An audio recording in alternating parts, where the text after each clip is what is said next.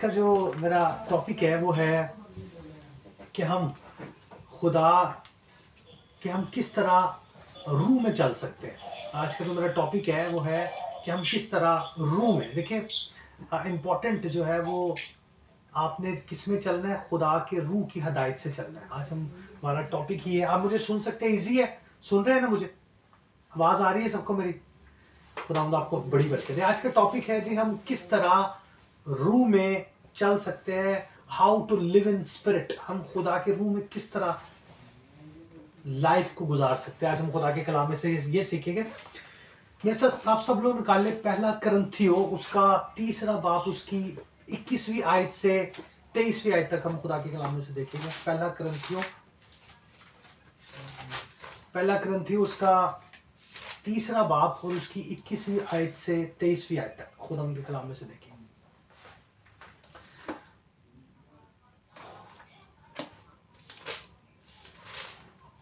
खुदा के कलाम में लिखा है, बस आदमियों पर कोई फख्र ना करे क्योंकि सब चीज़ें तुम्हारी है। खुदा के कलाम में लिखा है, बस आदमियों पर कोई फख्र ना करे क्योंकि सब चीज़ें तुम्हारी है। ख्वाह पलूस हो, ख्वाह अपलूस, ख्वाह कायफा हो, ख्वाह दुनिया, ख्वाह जिंदगी, ख्वाह मौत, ख्वाह हाल की चीज़ें, ख्वाह इस्तकबाल की, सब तुम्हारी है और तुम मसीह के हो और मसीह खुदा का है। खुदा के पाक कलाम का पढ़ा जाना, सुना जाना हम सबों के लिए बाइस से बरकत है। मैं आपको बताना चाहता हूँ, बड़ी खास चंद बातें मैं आपके साथ शेयर करूंगा कि जिस लम्हे, जिस टाइम हम नए सिरे से पैदा होते हैं, या जिस टाइम हम बपतिस्मा लेते हैं या नए सिरे से पैदा होते हैं, तो हम अपनी ओल्ड लाइफ, जो हमारी पुरानी जिंदगी है, उससे हम बाहर निकल जाते हैं। और जिस लम्हे हम बपतिस्मा लेते हैं, हम एक नई जिंदगी में एंटर हो जाते हैं। जिस लम्हे हम नए सिरे से पैदा होते हैं, हम नई लाइफ में, एक नई दुनिया में एंटर होते हैं। पुरानी जो लाइफ होती है वो होती है लिमिट्स, उसमें लिमिट्स है। लेकिन जो स्पिरिचुअल लाइफ है, जब उसमें एंटर करते हैं तो उसमें कोई लिमिट नहीं होती, नो लिमिट्स। और जो जब आप एंटर करते हैं तो आपके सारे जो पुराने रिकॉर्ड्स है, जो आपके जो गुनाह आपने किए, वो रिकॉर्ड्स कैंसिल हो जाते हैं। जैसे आप नए सिरे से पैदा होते हैं, सारे रिकॉर्ड्स आपके कैंसिल हो जाते हैं। सारे जो टेंशन्स, जो स्पिरिचुअल टेंशन्स है, वो आपकी कैंसिल हो जाती है। खुदा आपको अपने दाहिने हाथ में कर लेता है। खुदा का आप समझ ले कि जैसे ही आप नए सिरे से पैदा होते हैं, खुदा का दाहिना हाथ आप पे बढ़ जाता है। और अगर हम देखें तो फिर खुदा आपकी केयर करता है, खुदा आपका ख्याल रखता है, खुदा आपकी केयर करता है, खुदा आपकी मुहाफ़ज़त करता है, खुदा आपकी निगहबानी करता है, खुदा आपकी प्रोटेक्शन करता है, और आप फिर खुदा में बढ़ते जाते हैं। आपको पता होगा जब मूसा, देखिए, नए सिरे से पैदा होना क्या, और स्पिरिचुअली स्पिरिट में कैसे आपने जीना है, स्पिरिट में कैसे आपने रहना है। इंपॉर्टेंट ये है कि रूहानियत में आपने कैसे रहना है।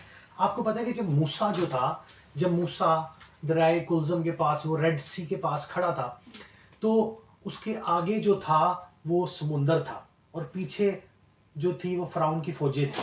लेकिन आपने देखा कि जो मूसा था उसका फोकस ना तो समुंदर पे था और ना ही पीछे फौजों पे था, उसका फोकस खुदा पे था। ये कैसे था? क्योंकि वो स्पिरिट में, क्योंकि वो रूह में था, वो रूह में मूव कर रहा था। वो दुनिया, अच्छा देखिए, दुनिया के हिसाब से ये जो चीज़ें हैं, समुंदर को 2 हिस्से कर देना, ये नॉर्मल नहीं है, ये सेंस नहीं रखती बातें।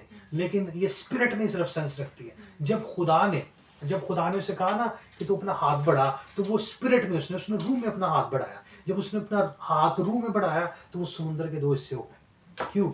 क्योंकि वो स्पिरिट में मूव कर रहा था, वो रूह में मूव कर रहा था। तो जो स्पिरिचुअल लाइफ है वो लिमिट्स नहीं है, उसमें नो लिमिट्स है, उसमें कोई लिमिट नहीं है। आपकी जो दुनियावी लाइफ है उसमें लिमिट है, लेकिन स्पिरिचुअल लाइफ में आपकी कोई लिमिट नहीं है। ये स्पिरिचुअल ही आप सिर्फ मूव कर सकते हैं, स्पिरिचुअल रैलम में ऐसा मूव कर सकते हैं जो कि मूसा ने मूव किया स्पिरिचुअल रैलम में।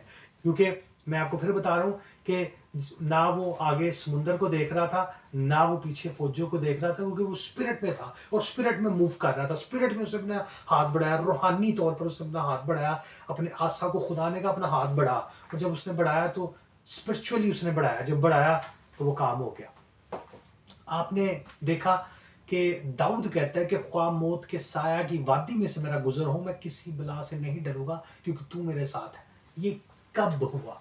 अब एक्चुअली दाऊद जो था वो रूहानी तौर पर मूव कर रहा था, वो वादी को नहीं देख रहा कि कितनी डेंजरस है, वो वादी को नहीं देख रहा कि कितनी खतरनाक है, वो ये नहीं देख रहा कि कितनी खतरनाक स्पिरिचुअल चीज़ है, वो खुदा को देख रहा है, वो खुदा में वॉक कर रहा है। वो कहता है कि ख्वाह मौत के साया की वादी में से मेरा गुजरूं, मैं किसी बला से नहीं डरूंगा क्योंकि तू मेरे साथ है। जब आपके साथ खुदा हो, जब आप स्पिरिचुअली मूव कर रहे हो, तो आप फिर मौत के साया की वादी को नहीं देखते, ना आप ये देखते कि क्या डेंजरस चीज़ है। आपकी नज़र सिर्फ खुदा पे, आपका फोकस सिर्फ खुदा पे होता है, और यही स्पिरिचुअल मूव होती है। यही आप रूह में ज़िंदगी जब गुजारते हैं, ये तब भी मुमकिन है। अगर आप रूह में ज़िंदगी नहीं गुजारोगे तो आपको भी जाइंट्स नज़र आएंगे, आपको भी बहुत सी चीज़ें नज़र आएगी। अब अगर आप देखें, आप सब लोग जानते हैं कि जब मूसा ने 12 जो जसूसों को भेजा कि जाए मुल्क कनान का हाल दरियाफ्त करे, तो क्या हुआ? 10 जो लोग थे, 10 लोगों को जाइंट्स नजर आ रहे थे, 10 लोगों को बड़े बड़े शख्स नजर आ रहे थे, जाइंट्स नजर आ रहे थे, लेकिन सिर्फ जोशवा और कालब था जिसको कोई जाइंट नहीं नजर आ रहे थे। वजह क्या थी? क्योंकि वो रूह में चल रहे थे। जो मूसा, जो जोशवा था, जो यशवा था और जो कालब था, वो रूह में मूव कर रहे थे, इसलिए वो जाइंट्स नहीं देख रहे थे, वो खुदा को देख रहे थे। जब आप रूह में मूव करते हैं तो आप खुदा को देखते हैं। वाहिद आप सिर्फ और सिर्फ जब रूह में मूव करते हैं तो आप खुदा को देखते हैं। वैसे आपको भी जाइंट्स नजर आएंगे, वैसे आपको भी, जैसे उन 10 को। अब देखिए, सारी बनी इसराइल को समुंदर नजर आ रहा था, फौजें नजर आ रही थी, मूसा को खुदा नजर आ रहा था, दाऊद को खुदा नजर आ रहा था। वो कहता है ख्वाह मौत की साय की वादी में से मेरा गुजर, मैं किसी बिला से नहीं डरूं क्योंकि तू मेरे साथ है। सिर्फ रूह में, जब आप रूह में मूव करते हैं तो आपको खुदा नजर आता है और फिर आपको कोई परेशानी नहीं होती।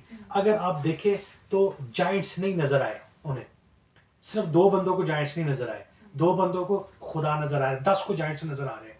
मूसा को आपने, अगर हम खुदा के कलाम में से देखें तो समुंदर नजर नहीं आ रहा, फौजें नहीं नजर आ रही, मूसा को खुदा नजर आ रहा है। ये वाहिद तब होता है जब आप रूह में मूव करते हैं, और हमें रूह में ही मूव करना है। इंपॉर्टेंट चीज़ है कि हमें रूह में मूव करना है। एक हम हवाला देखेंगे खुदा के कलाम में से, रोमियो उसका 13वां बाब, रोमियो उसका 13वां बाब और उसकी 14वीं आयत खुदा के कलाम में से हम देखेंगे। रोमियो उसका 13वां बाब और उसकी 14वीं आयत, खुदा के कलाम में लिखा है, बल्कि खुदावंद यीशु मसीह को पहन लो और जिस्म की ख्वाहिशों के लिए तदबीरें ना करो। आप सब मुझे सुन सकते हैं? सबको मेरी आवाज आ रही है? सबको आवाज आ रही है? मुझे अपने हाथ दिखाए, खुदावंद आपके साथ हो। कलाम में लिखा है, बल्कि खुदावंद यीशु मसीह को पहन लो और जिस्म की ख्वाहिशों की तदबीरें ना करो। खुदावंद यीशु मसीह को पहनना पड़ेगा ताकि जिस्म की ख्वाहिशों की तदबीरें ना करें, ताकि आपके दिल में ना आए कि मैंने ज़नाकारी करनी, ताकि आपके दिल में ना आए कि मैंने चोरी करनी, ताकि आपके दिल में ना आए कि मैंने गलत काम करना है। आपको खुदावंद यीशु मसीह को पहनना ही पड़ेगा।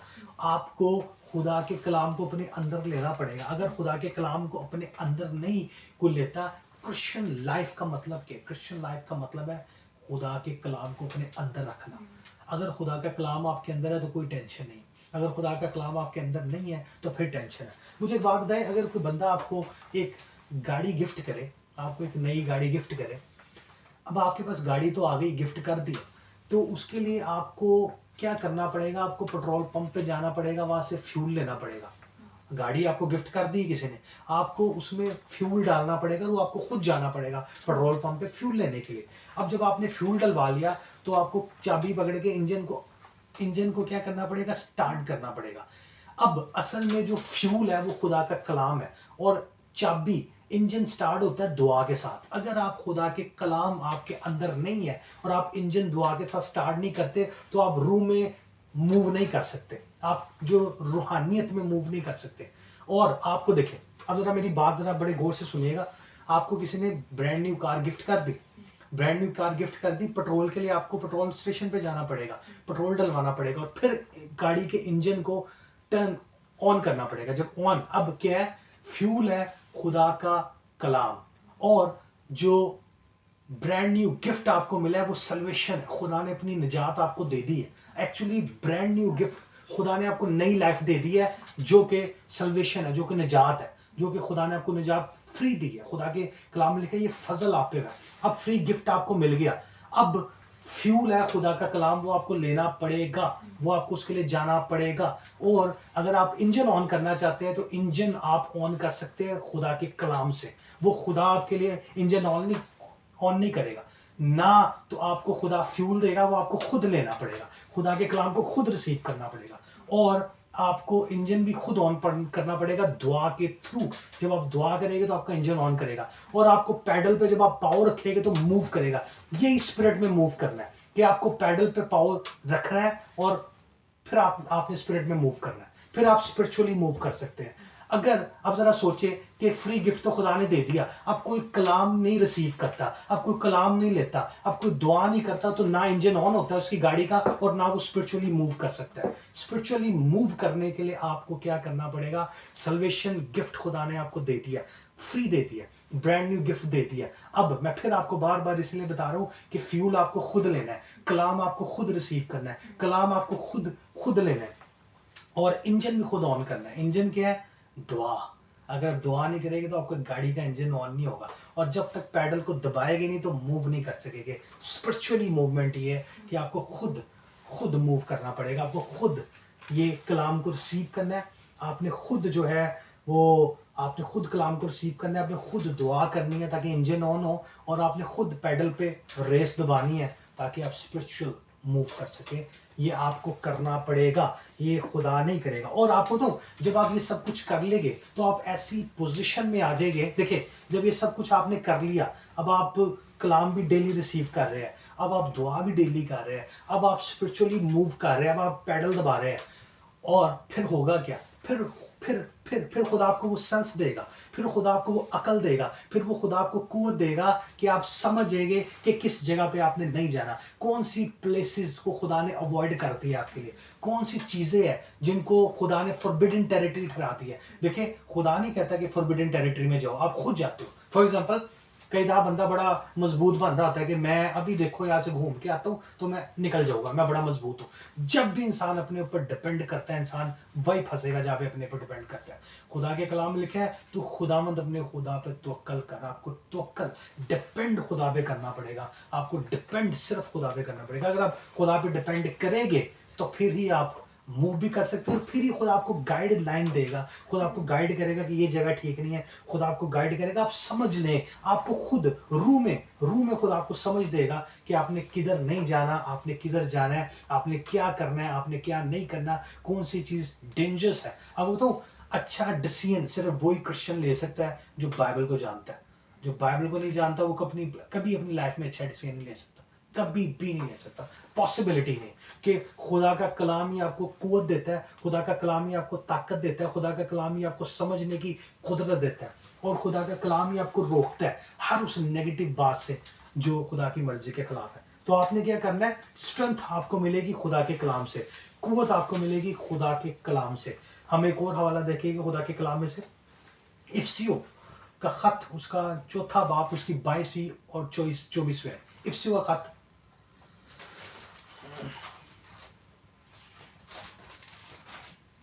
इफ्सियो का खत, उसका चौथा बाप और उसकी 22वीं और 24वें, 22वीं से 24वें। खुदा के कलाम में देखिए क्या लिखा है। खुदा के कलाम में यहाँ पर लिखा है कि इफ्सियो 4 बाप उसकी 22वीं से 24वें। खुदा के कलाम में लिखा है कि तुम अपने अगले चाल चलन की उस पुरानी इंसानियत को उतार डालो जो फरेब की शहवतों के सबब से खराब होती जाती है, और अपनी अकल की रूहानी हालत में नए बनते जाओ, और अपनी और नई इंसानियत को पहनो जो खुदा के मुताबिक सच्चाई की रास्तबाजी और पाकीज़गी में पैदा की गई है। खुदा के कलाम में लिखा है कि तुम अपने अगले चाल चलन की उस पुरानी इंसानियत को उतार डालो। हमने क्या करना है? अपनी पुरानी इंसानियत को उतारना है। ये खुदा नहीं उतारेगा, ये आपको खुद उतारनी पड़ेगी। आपने क्या करना है? खुदा नहीं करेगा आपके लिए, खुदा कह रहा है तुम करो, ये आपकी ड्यूटी है। ये खुदा की ड्यूटी नहीं है कि खुदा पुरानी इंसानियत उतारे, ये आपकी ड्यूटी है कि आपने पुरानी इंसानियत उतारी। वो खुदा आपको हुक्म दे रहा है। देखिए, खुदा आपको हुक्म क्या कह रहा है कि तुम अपने अगले चाल चलन की पुरानी इंसानियत को उतार डालो जो फरेब की शहवतों के सबब से खराब होती जाती है। खुदा, ये आपकी ड्यूटी है, ये कलीसिया की, ये चर्च की ड्यूटी है, ये हर उस क्रिश्चियन की ड्यूटी है जो खुदा पर ईमान रखता है कि आपकी ड्यूटी क्या है, अपनी पुरानी इंसानियत को उतारना है और आपकी ड्यूटी क्या है, अपनी नई इंसानियत को पहनना है। आपने खुदा हमने यीशु मसीह को पहना है। अभी हमने जो पहला हवाला देखा था उसमें था कि खुदा हमने यीशु मसीह को पहन लो। तो आपकी ड्यूटी है कि आपने पुरानी इंसानियत को उतारना है और नई इंसानियत को पहनना है, अपने माइंड को। और आगे देखिए खुदा के क्या कलाम में क्या लिखा है, और अपनी अकल की रूहानी हालत में नए बनते जो। अपनी अकल को, अपनी जो आपकी सेंस है, आपके माइंड है, अपनी आपकी जो थॉट्स है, इसमें आप नए बनेंगे। कैसे? बाइबल। अगर कोई बाइबल नहीं पढ़ता, अगर कोई बाइबल को नहीं जानता, अगर कोई बाइबल नहीं पढ़ता, तो वो कैसे कैसे अपनी अकल को चेंज कर सकता है? खुदा का कलाम ही उसकी माइंड को चेंज करेगा। खुदा का कलाम ही उसको उसको सेंस देगा। खुदा का कलाम ही उसे अकल देगा। खुदा का कलाम ही उसे कुव्वत देगा। खुदा का कलाम ही उसे ताकत देगा। ये सिर्फ और सिर्फ खुदा के कलाम में कुदरत है। लेकिन आपकी ड्यूटी है, अगर आप रूम में मूव करना चाहते हो तो आपकी ड्यूटी है। मैंने बताया खुदा ने आपको गिफ्ट दे दिया सल्वेशन का। अब आपकी ड्यूटी है कि आपने फ्यूल लेना है जो कि खुदा का कलाम है। अब आपकी ड्यूटी है कि आपने इंजन ऑन करना है जो कि दुआ है। अब आपकी ड्यूटी है कि आपने पैडल में पावर रखना है और मूव करना है स्पिरिट में। ये आपकी ड्यूटी है, ये खुदा की ड्यूटी नहीं है। खुदा ने आपको गिफ्ट दे दिया, खुदा ने आपके लिए कर दिया जो करना था। अब आपकी बारी, अब आपका काम है। क्योंकि कलाम में अभी देखें, पलूस कह रहा है कि आपने अपने चाल चलन को चेंज करना है। पलूस कह रहा है कि आपने पुरानी इंसानियत को उतारना है। पलूस कह रहा है कि नए बनो, अपनी रूहानी अकल को नया करो, अपनी रूहानी अकल में बढ़ते जाओ। कैसे? बाइबल के थ्रू। कैसे? दुआ के थ्रू। कैसे? खुदा के अंदर आके। खुदा के अंदर कोई आ कैसे सकता है बाइबल के बगैर? खुदा के अंदर कोई कैसे आ सकता है अगर उसको बाइबल का नहीं पता, जो कि खुदा का कलाम, खुदा का माइंड है? तो कभी भी हो नहीं सकता कि वो खुदा के अंदर है। तो आपको तो जब आप ये सारा कर लेंगे, जब आप फ्यूल लेंगे, मतलब खुदा का कलाम, जब आप दुआ करेंगे, जब स्पिरिट में मूव करेंगे, तो आपके पास ये पावर आ जाएगी कि आप गुनाह को नो कहेंगे। आप गुनाह को कहेंगे नहीं, बस। आपके पास तब वो नॉलेज आएगा, आपके पास तब वो पावर आएगी कि आप गुनाह से, बदी से छुटकारा कर सकेंगे। आपको आपको खुदा इतनी कुदरत देगा कि आप कोई भी गलत काम हो सकेगा, नहीं जी मैं नहीं कर सकता, नहीं जी मैंने नहीं करना। आप खुद इतने स्ट्रांग हो जाएंगे, खुदा आपको खुद इतना स्ट्रांग कर देगा। कैसे? कैसे करेगा? कलाम के थ्रू। कैसे करेगा? जब आप दुआ, कलाम में लिखा है मांगो तो दिया जाएगा, ढूंढो तो पाओगे, खटखटाओ तो तुम्हारे वास्ते खोला जाएगा। ऐसे नहीं होगा, आपको मांगना पड़ेगा। ऐसे नहीं होगा, आपको ढूंढना ही पड़ेगा। ऐसे नहीं होगा, आपको खटखटाना ही पड़ेगा, क्योंकि खुदा ने ये फैसला कर दिया अपने कलाम में। और आपको तो यहाँ पे खुदा के कलाम में बड़ी खूबसूरत बात लिखी है, अगर हम आगे देखें। और नई 24वीं आयत में देख रहा हूँ, कलाम लिखा है, और नई इंसानियत को पहनो जो खुदा के मुताबिक सच्चाई की रास्तबाजी और पाकीज़गी में पैदा की गई है। कह रहे हैं कि नई इंसानियत को पहनो जो कि खुदा के मुताबिक सच्चाई की रास्तबाजी और पाकीज़गी में पैदा की। अब ये सच्चाई, ये फ़र्क क्या है? हम इसको अगर इंग्लिश में देखें तो है जस्टिफिकेशन और सेंटिफिकेशन। मतलब जस्टिफिकेशन है, आप कह सकते हैं माफ़ी। जस्टिफिकेशन है माफ़ी, या रास्तबाजी है। अब अगर हम देखें तो उस लम्हे ही खुदा हमें रास्तबाज डिक्लेयर कर देता है जब हम खुदा पे मान लाते हैं। मेरी बात पे जरा गौर करना है, बड़ी बात समझने वाली, कि खुदा हमें उसी लम्हे ये डिक्लेयर कर देता है कि हम रास्तबाज है जिस लम्हे हम खुदा पर ईमान लाते हैं। और जिस लम्हे हम खुदा पे ईमान लाते हैं, खुदा हमें रास्तबाज डिक्लेयर कर देता है, और खुदा उन सारे गुनाहों की माफ़ी खुदा हमें दे देता है, उन सारे गुनाहों की माफ़ी जो आपने अपनी निजात से पहले की है। ये समझे जस्टिफिकेशन है, ये समझे कि रास्तबाज खुदा ने डिक्लेयर कर दिया। लेकिन जो सेंटिफिकेशन है या जो पाकीज़गी है, ये ऐसी नहीं है।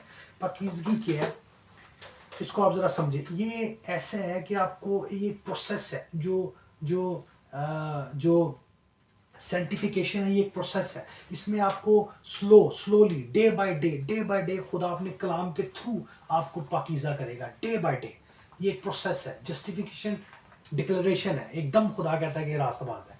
लेकिन जो सेंटिफिकेशन है या पाकीज़गी है, जो कि वो पलूस कह रहा है, और नई इंसानियत को पहनो जो खुदा के मुताबिक सच्चाई की रास्तबाजी और पाकीज़गी में पैदा हो गई है। पाकीज़ा आप आहिस्ता आहिस्ता होते हैं जैसे जैसे आप खुदा के कलाम को रिसीव करते हैं, जैसे जैसे खुदा के कलाम में आप बढ़ते हैं। ये एक प्रोसेस है, ये एक प्रोसेस है। जैसे जैसे आप खुदा के कलाम में बढ़ते हैं, आप स्लोली गुनाह की पावर से, जो गुनाह की ताकत है उससे रिलीज हो जाते हैं, खुदा आपको रिलीज कर लेता है। लेकिन ये स्लो प्रोसेस है, क्योंकि जो जस्टिफिकेशन है ये डिक्लेरेशन है, खुदा डिक्लेयर कर देता है उसी लम्हे जब तू खुदा पे मान लाता है तो खुदा डिक्लेयर कर देता है कि ये राइटियस है। और जो सेंटिफिकेशन है, जो कि पाकीज़गी है, ये एक प्रोसेस है। आप इसको ऐसे समझ सकते हैं, ज़रा सोचिए कि एक बेबी, जब एक बच्चा पैदा होता है, जब एक बच्चा एक फैमिली में पैदा होता है, तो वो बच्चा जो होता है, वो बच्चा तो नहीं जानता कि उसके माँ बाप कौन है। असल में सेंटिफिकेशन है खुदा की नॉलेज में बढ़ना, खुदा को समझना सेंटिफिकेशन है। अब जब एक बच्चा पैदा होता है तो वो अपने माँ बाप को नहीं जानता, वो नहीं जानता कि मेरे बाप है, लेकिन माँ बाप जानते और माँ बाप डिक्लेयर कर देते हैं कि ये उनका बेटा है, ये उनकी औलाद है। ऐसी है, जब एक बच्चा पैदा होता है एक फैमिली में, तो बेबी जो है वो बच्चा अपने माँ बाप को नहीं जानता, उसको नहीं पता होता कि ये मेरे माँ बाप है, लेकिन माँ बाप को पता होता है कि मेरा बच्चा है। लेकिन जैसे जैसे वो ग्रो करता है, जैसे जैसे वो नॉलेज में बढ़ता है, उसको पता चलता है कि ये मेरे माँ बाप है, उसको पता चलता है, और वो फैमिली डिसीजंस भी लेना शुरू कर देता है जैसे जैसे ग्रो करता है। इसी तरह जब हम खुदा में आते हैं और जब हम खुदा पे मान लाते हैं, तो हम खुदा को वैसे नहीं जानते, लेकिन जैसे जैसे कलाम के थ्रू हमें पता चलता है, हम नॉलेज में ग्रो करते जाते हैं, नॉलेज में बढ़ते जाते हैं, तो हम खुदा को समझना शुरू कर देते हैं। हम खुदा को समझ लेकिन खुदा ने हमें उसी वक्त डिक्लेयर कर दिया कि ये मेरा बेटा है। खुदा में उसी वक्त डिक्लेयर कर देता है कि ये रास्तबाज है। लेकिन एक प्रोसेस चलता रहता है कि हम खुदा के कलाम के थ्रू, बाइबल के थ्रू, बहुत सी बातों के थ्रू हम खुदा को समझते हैं, खुदा को जानते हैं और खुदा में बढ़ते हैं। यही इंपॉर्टेंट चीज़ है। असल में इंपॉर्टेंट है खुदा के कलाम में बढ़ना, असल में इंपॉर्टेंट है पुरानी इंसानियत को उतारना। मैं फिर आपको बता रहा हूँ कि ये आपकी ड्यूटी है कि आपने पुरानी इंसानियत को उतारना है, ये खुदा की ड्यूटी नहीं है। उतारना कैसे? बाइबल के थ्रू। उतारना कैसे? आपने इंजन कैसे ऑन करना है? प्रेयर इंजन आपका ऑन करेगी। आपके माइंड को आपने रिन्यू करना है, खुदा के कलाम के थ्रू अपने माइंड को रिन्यू करना है, अपने माइंड को नया करना है खुदा के कलाम के थ्रू, और पुरानी इंसानियत को उतारना है। क्योंकि जिस्म ये चाहता है कि आपको फिर वापस लेके आए। जिस्म क्या चाहता है? जिस्म चाहता है कि आपको फिर वापस लेके उसी जगह पे जहाँ से आपने स्टार्ट किया था। जिस्म की एक ख्वाहिश है, कलाम लिखे, जिस्म रूह के खिलाफ ख्वाहिश करता है और रूह जिस्म के खिलाफ। आपने इस बात को समझना है। और आपको पता पलूस ने क्या कहा? पलूस ने कहा कि पलूस ने बड़े वाज़ेह तौर पर ये बात कहा कि इस दुनिया की मानिंद ना बनो। हमें इस दुनिया की, इसका मतलब है कि पॉसिबल है कि आप दोबारा वापस आ जाइए। ये पॉसिबल है, ये बात पॉसिबल है कि आप दोबारा पुरानी इंसानियत में आ जाइए। इसलिए उसने कहा कि इस दुनिया जैसा नहीं बनना, अपनी अकल को नया करो, रूहानी अकल को नया करो। अगर आप चाहते हैं कि आप खुदा में बढ़े, खुदा में तरक्की करें, तो ये आपकी जॉब है, ये आपका काम है। अच्छा मुझे आप एक बात बताएं, जब खुदा ने मन बरसाया इसराइल पे, तो खुदा ने क्या कहा कि मन तुम्हारे घर के बाहर ही बरसेगा? उनको ढूंढना पड़ता था मन जाने के लिए। उनको मन, खुदा कहता था कि जाओ और तलाश करो। उनको बाहर जाना पड़ता था, अपने टेंट्स के बाहर जाना पड़ता था, और वो मन की तलाश करते थे। बहुत ज़्यादा मन होता था, लेकिन उनको तलाश करनी पड़ती थी। खुदा ने इसराइल को कहा कि ये तुम्हारी जॉब है। खुदा ने इसराइल को कहा कि ये तुम्हारी जॉब है, तुमने करना है। अब सोचे 30 लाख इसराइली थे उस वक्त। 30 लाख इसराइली हर रोज बाहर निकलते थे और मन की तलाश करते थे।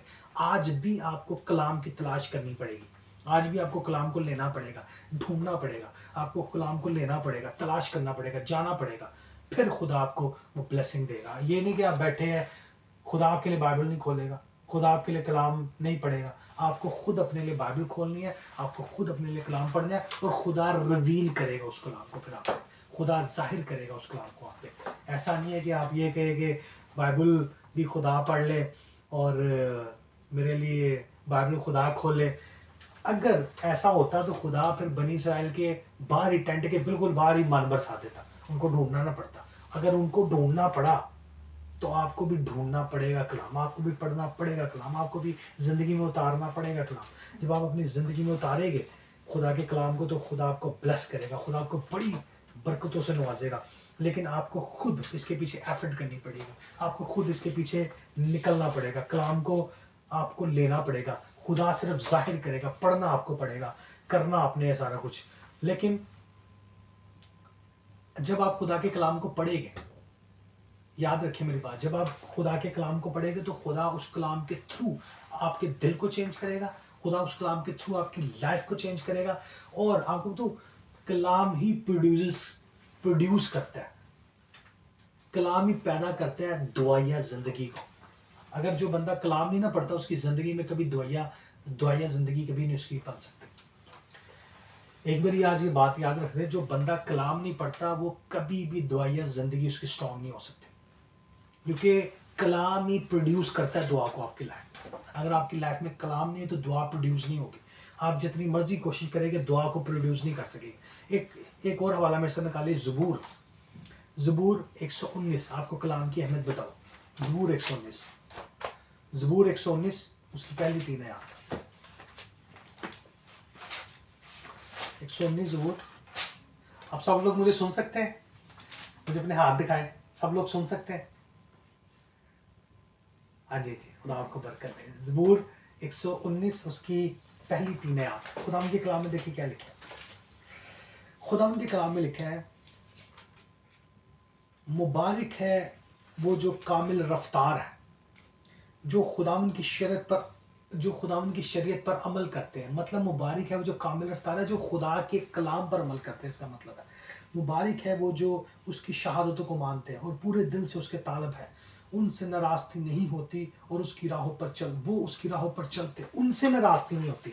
सिर्फ और सिर्फ उस बंदे से नाराज़गी नहीं होती जो खुदा के कलाम को पढ़ता है, खुदा के कलाम की इज्जत करता है, खुदा के कलाम की रिस्पेक्ट करता है, खुदा के कलाम में मूव करता है। और बता रहा हूँ फिर मैं आपको कि वाहिद वो बंदे की स्पिरिचुअल लाइफ, उस बंदे की ज़िंदगी में दुआ प्रोड्यूस हो सकती है जो बाइबल पढ़ता है। जो बाइबल नहीं पढ़ता वो दुआ कर ही नहीं सकता, वो दुआ प्रोड्यूस ही नहीं होगी उसकी लाइफ में, क्योंकि बाइबल ही पावर देती है दुआ करने की, बाइबल ही कुदरत देती है दुआ करने की।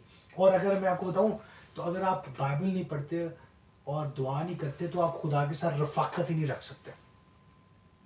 हम सिर्फ एक हवाला हम देखेंगे, इफ्सियो 5 बाब उसकी पहली आयत। इफ्सियो 5 बाब उसकी पहली आयत।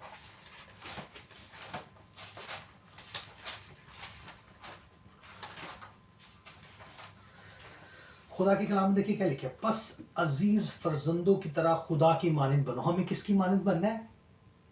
क्या लिखे? बस अजीज फर्जंदों की तरह खुदा की मानंद बनो और मोहब्बत से चलो जैसे मसीह ने तुमसे मोहब्बत की और हमारे वास्ते अपने आप को खुशबू की मानंद खुदा की नज़र करके कुर्बान किया। कैसे बनना है? मसीह की मानंद बनना है। अब मसीह की मानंद कोई कैसे? आपने आपकी जो चाल चलन है उसमें मसीह नजर आए, आपके चाल चलन में मोहब्बत नजर आए, आपके चाल चलन में हलीमी नजर आए, आपके चाल चलन में आजी नजर आए, आपके चाल चलन में इनकसारी नजर आए, आपके चाल चलन में आपकी अजीम मोहब्बत, खुदा की मोहब्बत नजर आए।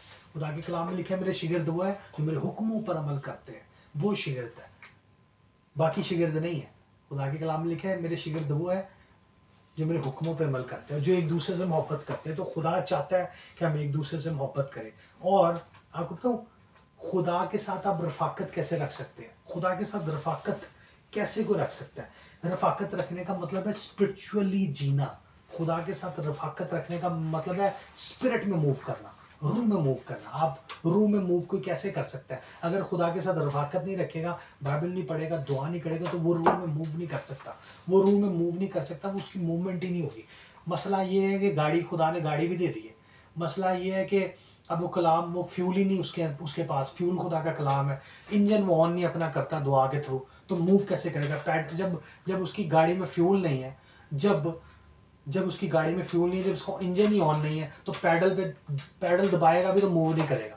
अगर आप मूव करना चाहते हैं तो फ्यूल भी भरना पड़ेगा और आपको इंजन भी ऑन करना पड़ेगा, फिर पैडल दबाएगा तो रूह में मूव करेगी। अगर आप चाहते हैं कि आप रूह में मूव करें तो ये चीज़ें आपको करनी पड़ेगी। इंजन आपका ऑन ही चाहिए जो कि दुआ से ऑन होगा, और फ्यूल आपको चाहिए जो कि खुदा का कलाम है, फिर रूह में मूव करेंगे। वैसे रूह में कोई मूव नहीं कर सकता। इंपॉर्टेंट चीज़ें मैं आपको आज बताना चाह रहा हूँ। और जब आप खुदा में बढ़ते हैं, जब आप दुआ में बढ़ते हैं, जब आप ईमान में बढ़ते हैं, जब आप मोहब्बत में बढ़ते हैं, जैसे कि खुदा के कलाम में लिखा है खुदा की मानंद बनो, और खुदा के कलाम में लिखा है खुदा मोहब्बत है, और खुदा के कलाम में लिखा है जो मोहब्बत नहीं रखता वो खुदा को नहीं जानता। तो अगर मोहब्बत आपके अंदर नहीं है तो फिर आप खुदा को नहीं जानते। और अगर मोहब्बत अंदर नहीं है तो खुदा को फॉलो नहीं कर सकते। आपको खुदा को फॉलो करना है, क्योंकि कलाम में लिखा है खुदा की मानिंद बनो। मानिंद कोई कैसे बन सकता है? अगर कोई किसी को फॉलो नहीं करेगा तो वो कैसे कैसे कैसे वो कर सकता है? अगर आप खुदा को फॉलो करेंगे, बाइबल को फॉलो करेंगे, कलाम को फॉलो करेंगे, खुदा के पैटर्न को, जो खुदा ने बाइबल में पैटर्न दिया उसको फॉलो करेंगे, तो ही आप स्पिरिट में मूव कर सकते हैं और खुदा के साथ राबते में रह सकते हैं, खुदा के साथ रफाकत में रह सकते हैं, और आपकी रूह जो है वो स्ट्रॉन्ग होगी, और आपका जो जिस्मानी तौर पर, मतलब ये नहीं कि फिजिकल वीक, आपका जिस्म जो कि दुश्मन है रूह का, खुदा के कलाम के मुताबिक ख्वाहिशें, जिस्म की ख्वाहिशें, तो ही आप उनसे छुटकारा पाएंगे, वैसे नहीं। और बहुत इंपॉर्टेंट चीज़ मैं आपको बताना चाहता हूँ कि एक क्रिश्चियन बंदा जो कि इस दुनिया में अपनी ज़िंदगी गुजार रहा है, इस बॉडी में ज़िंदगी गुजार रहा है, अगर वो बिलीवर है और वो काम नहीं कर रहा जो खुदा के कलाम के मुताबिक है, तो दुनिया की फोर्स, जो दुनिया की कुव्वत है, जो गुनाह की कुव्वत है, उसे खींच लेती है। अगर वो चाहता है कि वो खुदा के किंगडम में मूव करे, वो स्पिरिट में मूव करे, तो उसे अपने अपने जिस्म की ख्वाहिशों को मारना पड़ेगा। आपको पता है जिस्म की ख्वाहिशों को, आपको पता है कि आपके दो दुश्मन हैं। आपके लाइफ में सिर्फ दो ही दुश्मन है। एक दुश्मन इब्लीस है जिसको आप जानते हैं, और एक दुश्मन आपका अपना जिस्म है। आपको पता है इस बात का? मेरी बात अब आपको समझ आ रही है? मुझे अपने हाथ दिखाए अगर मेरी बात समझ आ रही है तो, अपने हाथ दिखाए मेरी बात समझ आ रही है तो। आपके सिर्फ दो दुश्मन है। पहला दुश्मन है शैतान, इब्लीस, और दूसरा दुश्मन है आपका अपना जिस्म, क्योंकि कलाम में लिखा है जिस्म रूह के खिलाफ ख्वाहिश करता है, ये खुदा के कलाम में लिखा है। और आपको तो आप शैतान का तो मुकाबला कर सकते हैं, आप शैतान का मुकाबला कर सकते हैं और वो आपसे भाग जाएगा, लेकिन जिस्म का मुकाबला नहीं कर सकते।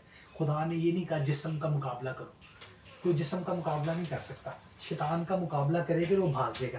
जिस्म का मुकाबला नहीं करना, जिस्म को क्रूसीफाई करना, जिस्म को थ्रू बाइबल के जरिए से और दुआ के जरिए से क्रूसीफाई करना। आपने स्लीप पे खींच लेना।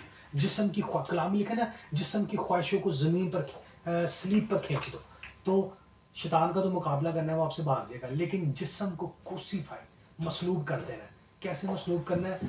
बाइबल के थ्रू। कैसे मसलूब करना है? आपने दुआ के थ्रू। ये दुआ के थ्रू ही पॉसिबल है, ये बाइबल के थ्रू ही पॉसिबल है, ये वैसे पॉसिबल नहीं। और फिर आपने खुदा में ग्रो करना है, आपने बाइबल को पढ़ना है, आपने बाइबल को मेडिटेट करना है, आपने बाइबल पे ध्यान लगाना है। मेडिटेशन होनी चाहिए आपकी, सिर्फ रीडिंग नहीं कि बाइबल 2 लाइनें पढ़ी, चैप्टर पढ़ लिया, बस ऐसे नहीं। मेडिटेट करना पड़ेगा आपको, ध्यान लगाना पड़ेगा बाइबल पे। तो आप जब ध्यान लगाएंगे तो खुदा आपको ब्लेस करेगा। आपको फोकस करना पड़ेगा, आपका पूरा फोकस बाइबल पे होना चाहिए, आपका पूरा फोकस खुदा पे होना चाहिए, आपका पूरा फोकस खुदा की बातों पे होना चाहिए।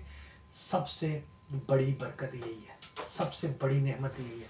सबसे समझ ले कि अगर पलूस ने कहा है कि तुमने इस दुनिया की मानद नहीं बनना, तो इसका मतलब है कि पॉसिबल है, मैं फिर आपको बार बार कह रहा हूँ, पॉसिबल है कि इंसान मूव कर जाए पुरानी इंसानियत में। ये बात पॉसिबल है। आपने इस बात का ख्याल रखना है, क्योंकि खुदा का कलाम सच्चा भरा कुदरत से बना है। और आपने क्या करना है? आपने शैतान का मुकाबला करना है, लेकिन जिस्म को मसलूब करना है, जिस्म की ख्वाहिशों को मसलूब करना है। अगर चोरी की ख्वाहिश है तो मसलूब करना है, अगर जनाकारी की ख्वाहिश है तो मसलूब करना है, अगर अगर अगर और कोई गलत बातें है, अगर कोई लालच है, उसको मसलूब करना है, जिस्म की ख्वाहिशों को मसलूब करना है। क्योंकि मैंने को फिर बताया कि खुदा ने आपको कुदरत दी है शैतान का मुकाबला करने की, लेकिन आपके पास ये कुदरत भी है कि जिस्म को क्रूसीफाई करे, मसलूब करना पड़ेगा। जिस्म को मसलूब करना पड़ेगा, जिस्म का मुकाबला नहीं करना, जिस्म का मुकाबला नहीं आप कर सकते। बाइबल में कहीं नहीं लिखा जिस्म का मुकाबला करो, बाइबल में लिखा है जिस्म के कामों को मसलूब करना है, स्लीप पे खींच देना है, ख्वाहिशों को, रबतों को स्लीप पे खींचना है।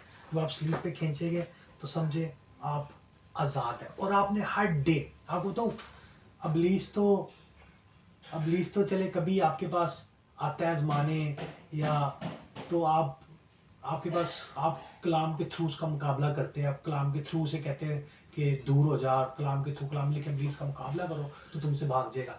जब भी कोई कलाम के मुताबिक उसे डील करता है भाग जाता है, लेकिन आपका जिस्म हर वक्त आपके साथ है, आपका जिस्म आपके साथ ही सोता है, आपका जिस्म आपके साथ ही उठता है, आपका जिस्म आपके साथ नाश्ता करता है, आपका जिस्म आपके साथ लंच करता है, आपका जिस्म आपके साथ हर जगह जाता है।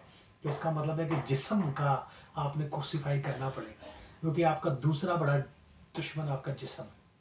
अब कैसे क्रूसीफाई करना है बाइबल के थ्रू, कैसे क्रूसी ख्वाहिश, असल में जिस्म की बात नहीं कर रहा, जिस्म की ख्वाहिशों की बात कर रहा हूँ। जिस्म की ख्वाहिशों को मारना पड़ेगा, और ये खुदा का काम नहीं है, ये आपकी ड्यूटी है।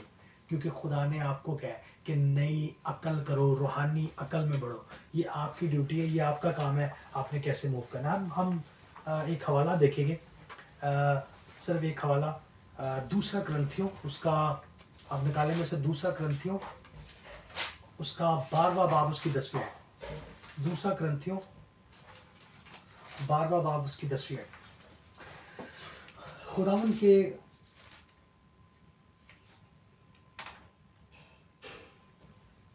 दूसरा ग्रंथियों 12वां बाब 10वीं आयत, खुदा के कलाम लिखे है, किसी को मौजज़ों की कुदरत, किसी को नबूवत, किसी को रूहों का इम्तियाज, किसी को तरह तरह की ज़ुबानें, किसी को 10वीं आयत, किसी को मौजूद की कुदरत, किसी को नबूवत, किसी को रूहों का इम्तियाज, किसी को तरह तरह की ज़बानें, किसी को ज़बानों का तर्जमा करना।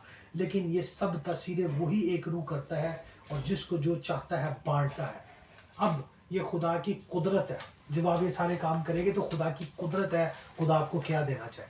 ये खुदा की कुदरत है कि खुदा आपको कौन सा गिफ्ट है। ये खुदा की कुदरत है, जब आप ये सारे काम करेंगे, डेली कलाम पढ़ेंगे, दुआ करेंगे, स्पिरिट में मूव करेंगे, तो खुदा की मर्जी है खुदा आपको क्या तोहफा दे, खुदा आपको क्या बरकतें दे, खुदा आपको किन किन बरकतों से नवाजे। लेकिन आपको करना क्या है, आपको खुदा में बढ़ना है। आपको करना क्या है, आपको कलाम में बढ़ना है। आपको करना क्या है, आपको दुआ में बढ़ना है। आपको करना क्या, आपने बाइबल को फॉलो करना है। आपको करना क्या, आपने आपने खुदा की बातों को फॉलो करना है। आपके माइंड में खुदा की बातें चले, आपके जहन में, आपकी सोचों में खुदा का कलाम चले। जब आप चलेंगे तो फिर आप रूम में मूव करेंगे। और आपको पता है, मैं बड़ी खास बात आपके साथ करना चाहता हूँ, बड़ी खास बात। आपको इस बात का पता है कि जब जो ट्रायल्स है, खुदा सिर्फ और सिर्फ ट्रायल्स उन पे आते हैं जो स्पिरिट में मूव करते हैं। उस बंदे पे ट्रायल्स नहीं, ट्रू ट्रायल्स, सच्चे सच्चे ट्रायल्स उस बंदे पे आते हैं जो बंदा रूह में मूव करता है। जो बंदा रूह में मूव नहीं ना करता, उस पर सच्चे ट्रायल नहीं आते। आप जरा हमेशा निकाले जरा दूसरा ग्रंथियों 12वां बाब, उसकी 10वीं आयत। सॉरी, यहाँ पे खुदा के कलाम में लिखा है, दूसरा ग्रंथियों 12वां बाब, उसकी 10वीं आयत। यहाँ पे खुदा के कलाम में लिखा है, इसलिए मैं मसीह की खातिर कमजोरी में, बेइज्जती में, एहतियाज में, सताए जाने में, तंगी में खुश हूँ, क्योंकि जब मैं कमजोर होता हूँ उसी वक्त जोर आवर होता हूँ। कितने लोगों ने मेरे इस कलाम को सुना है? अपने हाथ दिखाए, किसको सही आवाज आ रही है? हाँ जी, सुने जरा फिर।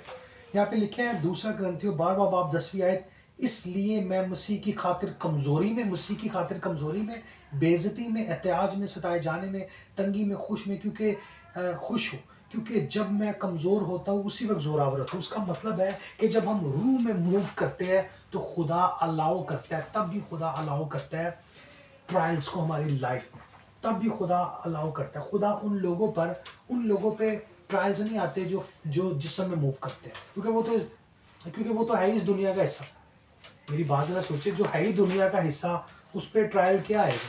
ट्रू, जो सच्चे ट्रायल्स है, जो सच्ची इम्तिहान है, वो आते हैं जब इंसान रूह में मूव करता है, तब आते हैं उसमें, क्योंकि खुदा उसको मजबूत करता है। वो असल में टेंशन वाली बात नहीं है, वो मजबूती है। और ट्रायल्स में क्या है? डिवाइन अपॉर्चुनिटीज है स्ट्रॉन्ग होने के लिए। ट्रायल्स को, जो इम्तिहान है, ट्रायल्स है, जो प्रोसिक्यूशंस है, इसको आप टेंशन नहीं लेनी। खुदा ने कहा मुबारक हो तुम जब तुम मेरे सबब से सताए जाओगे। मुबारक, उस बंदे को मुबारक कहा जाए, क्या गया, उस बंदे को मुबारक किया गया कि जब तुम मेरे सबसे सताए जाओगे तो तुम मुबारक ठहरोगे। और मैंने आपको फिर बताया हूँ कि ट्रायल्स हमेशा और हमेशा ट्रायल्स उस पर ही आते हैं जो रूह में मूव करता है। जब इंसान रूह में मूव करता है तो ट्रायल्स आते हैं। क्यों? क्योंकि खुदा उसको मजबूत करता है। खुदा तब भी उसे अपनी अपनी अपनी समझ ले के खुदा उसे अपने आप में बढ़ने का गहरा फजल देता है। खुदा में बढ़ने का उसे गहरा फजल मिलता है, और वो यस्सु की लाइफ से अपने अंदर, जैसे पलूस के पास, पलूस कहता है कि मुसीबत मेरे ऊपर सबसे ज़्यादा आई, पलूस कहता है तंगी सबसे ज़्यादा मेरे पे आई, पलूस कहता है कि खतरे मैंने सबसे ज़्यादा झेले, पलूस कहता है समुद्रों के खतरों में, फाकों में, हर चीज़ में मैं सबसे ज़्यादा रहा, और फिर वो ये कहता है कि अब मैं जिंदा ना रहा बल्कि मेरा मसीह मुझ में है। तो मसीह जिंदगी तब होता है जब आप स्पिरिट में मूव करते हैं और आप पे ट्रायल्स आते हैं, तब मसीह जिंदा होता है, उससे पहले नहीं। अगर आप चाहते हैं मसीह में जिंदा होना तो ट्रायल्स को फेस करना पड़ेगा, प्रोसिक्यूशंस को फेस करना पड़ेगा, लेकिन तब फेस करेंगे जब रूह में मूव करेंगे। जो बंदा रूह में मूव नहीं करता, सच्चे इम्तिहान उस पर नहीं आते, जो ट्रू ट्रायल्स हैं उस पर नहीं कभी भी आते। ट्रायल्स उस पर ही आते हैं जो स्पिरिट में मूव करते हैं। और मैं फिर आपको बता दूं, ट्रायल्स, फिर मेरी बात सुन रहे, जो ट्रायल्स है ये डिवाइन अपॉर्चुनिटीज है स्ट्रॉन्ग होने के लिए।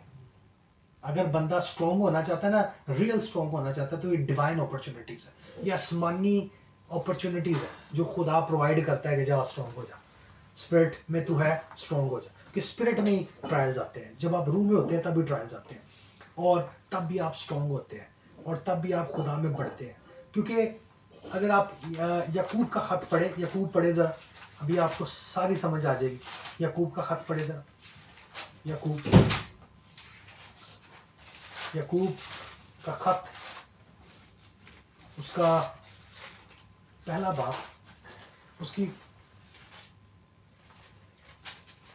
याकूब उसका पहला बाब, उसकी दूसरी आयत से मैं पढ़ रहा हूँ। दूसरी आयत, ऐ मेरे भाइयों, जब तुम तरह तरह की आजमाइशों में पढ़ो तो इसको ये जानकर कमाल खुशी की बात समझना कि तुम्हारे ईमान की आजमाइश सब्र पैदा करती है। वो कहता है खुश हो, कहता है जब भी कोई ट्रायल्स आए, जब भी कोई टेम्पटेशन आए, जब भी ट्रायल्स आए, जब भी टेम्पटेशन आए, तो इस बात से खुश हो, क्योंकि ये सब्र पैदा करती है। और सब्र को अपना पूरा काम करने दो ताकि तुम पूरे और कामिल हो जाओ और तुम में किसी बात की कमी ना रहे।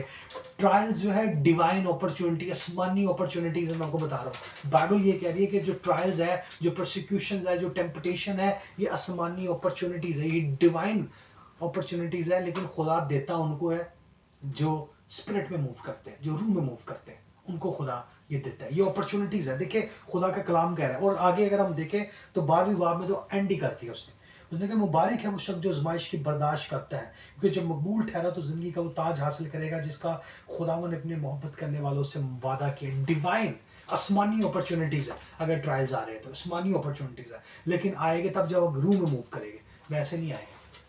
जो परफेक्ट ट्रायल्स है वो तब आएगी जब रूह में मूव करेंगे, वैसे आ रहे हैं तो वो एक फर्क बात है। अगर आप चाहते हैं कि आप मूव करें और आप खुदा में बढ़े और खुदा की कुदरत में बढ़े और खुदा की अजमत में बढ़े और खुदा के कलाम में बढ़े और दुआ में बढ़े, तो स्पिरिट में मूव करना शुरू करें, दुआ करना शुरू करें, बाइबल पढ़ना शुरू करें, खुदा के कुर्बत में रहना शुरू करें, खुदा की नज़दीकी में, खुदा की पहचान में रहना शुरू करें, फिर खुदा आपको बड़ी कुदरत देगा।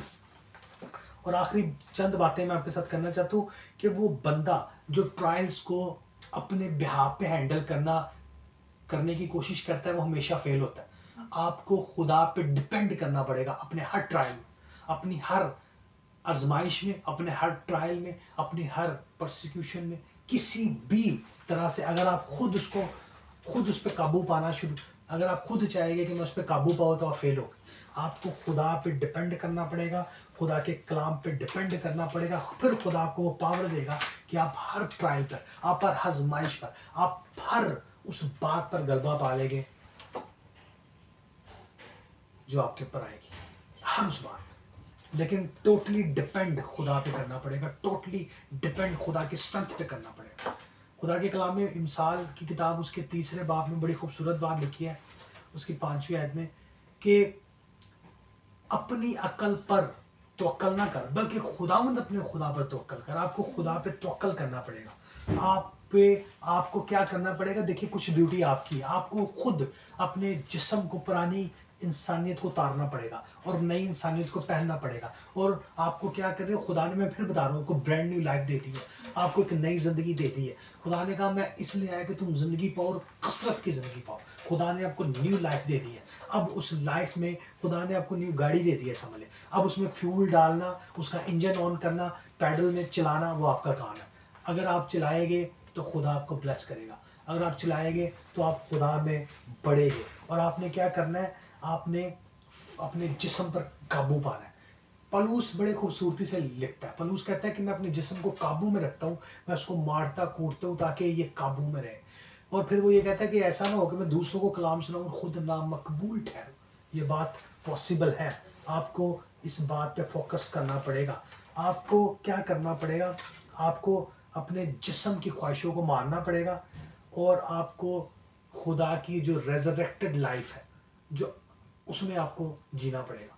आपको खुदा में बढ़ना पड़ेगा, आपको खुदा में आना पड़ेगा, आपको खुदा में, खुदा के कामों में बढ़ना पड़ेगा, आपको चर्च के कामों में बढ़ना पड़ेगा। और आपको बताऊँ, वो लोग, मैं समझता हूँ कि बड़ी बदकिस्मती ये है जो लोग चर्च नहीं आते। चर्च के साथ रफाकत, खुदा के साथ रफाकत रखना बहुत मोस्ट इंपॉर्टेंट चीज़ है। अगर कोई चर्च के साथ रफाकत नहीं रखता, खुदा के साथ रफाकत नहीं रखता, तो ये एक बहुत डेंजरस साइन है। आपको कोशिश करनी है कि आपको चर्च के साथ, आपको खुदा के साथ रफाकत रखनी है। और यही वो तरीके हैं जो मैंने आपको बताया कि अगर आप रूह में मूव करना चाहते हैं तो ऐसी रूह में मूव करना पड़ेगा। खुदा आपको इस कलाम की वजह से बड़ी बरकत दे। आमीन आमीन। खुदावंद आपके साथ हो और खुदावंद आपको बड़ी बरकत दे और अपने जलाल के लिए कसरत से इस्तेमाल करे। आप सब लोग खुश हैं? आपको मेरी आवाज आ रही है? मैं आपको देख सकता हूँ। खुदावंद आपको बरकत दे और खुदावंद अपने जलाल के लिए इस्तेमाल करे। मैं एक छोटी सी दुआ करूँगा।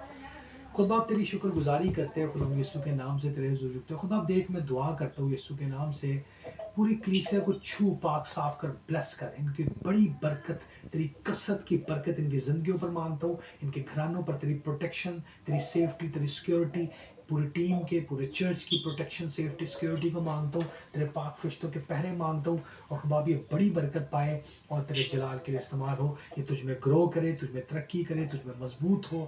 और खुदा बाप आज का कलाम इनकी ज़िंदगियों में घर कर जाए, इनकी ज़िंदगियों में सरायत कर जाए और बड़ी ब्लेसिंग लाए। यीशु नासरी के नाम से मांगते हैं, आमीन।